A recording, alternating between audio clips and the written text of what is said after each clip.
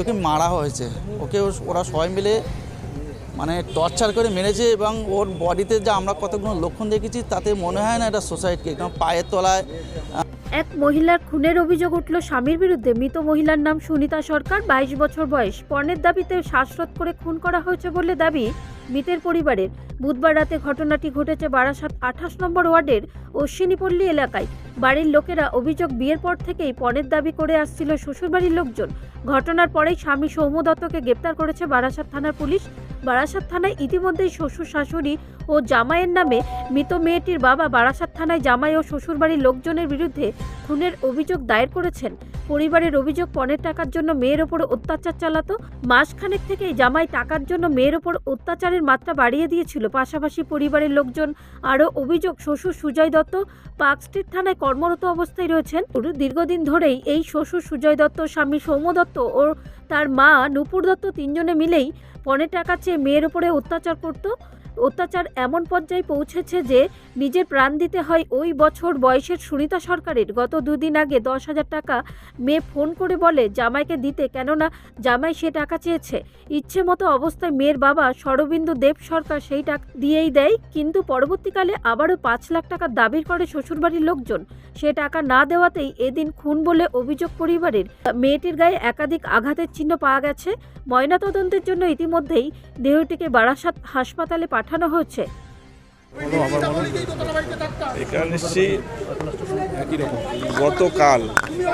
গতকাল আমার মেয়েকে পিটিয়ে মেরে ফেলেছে।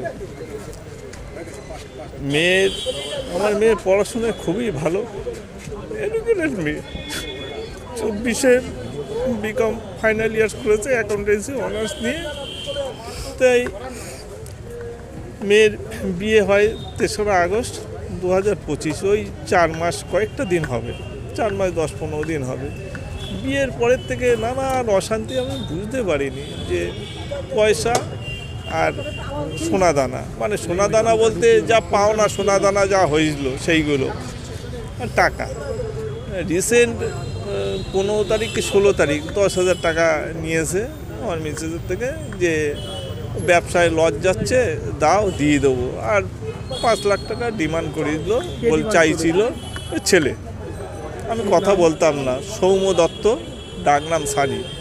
আমি কথা বলতাম না, ওর এইসব উচ্ছৃঙ্খল ভাব। উচ্ছৃঙ্খল বলতে 4 মাস বিয়ে হতে না হতেই শুধু টাকা। না, দেখাশোনা করে আমি বিয়ে দেবো না।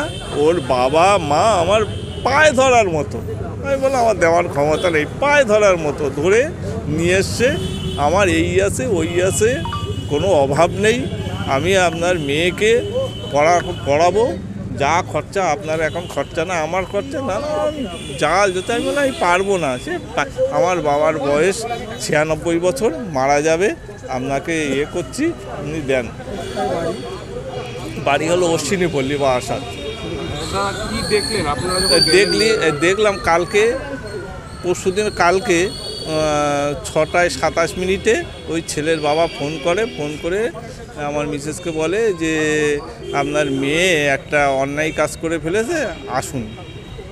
আমার মিসেস আর আমার ছোটো মেয়ে ছুটে যায়, বেশি দূরত্ব না, ছুটে যায়, গিয়ে দেখে বিছনায় শোয়ানো আছে, আর সারা বিছনা বালিশ টালিশ সব হুড়ানো। এবার শুয়ে তখন গায়ে হাত দিয়েছে, হাতে দিয়ে বলছে এ তো এখনও জীবিত আছে, কেন এইখানে রেখেছেন? আমার মেয়েটাকে মেরে ফেলে দিলেন আপনারা এইভাবে, হ্যাঁ, এ তো মরে যাবে, চলুন বলে ওই ছেলেকে বাইকে করে নারায়ণে ভর্তি। নারায়ণে যখন গেছে তখন মারা গেছে। মারা যাওয়ার পরে বলছে কি সুইসাইড করেছে। আপনারা ফটো দেখুন, পায়ে মেরে মানে কীভাবে যে পুরো নীল হয়ে গেছে। আমার কোনো মেয়ে নেই। ওর বাবা মা এরা পয়সা ছাড়া কিছু বোঝে না। টাকা চাইতো আমার কাছে, ওই ছেলেকে দিয়ে টাকা চাইতো। তোর ব্যবসা তো শ্বশুর বাড়ির থেকে নেই, ক্যাশ টাকা দেয়নি।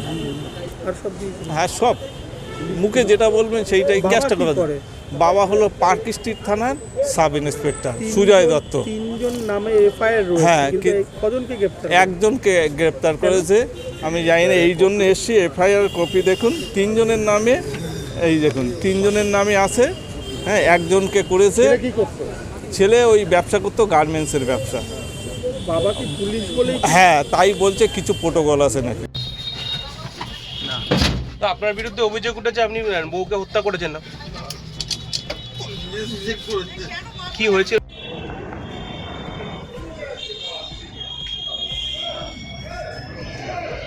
ব্যুরো রিপোর্ট, রাষ্ট্রীয় প্রসার বাংলা।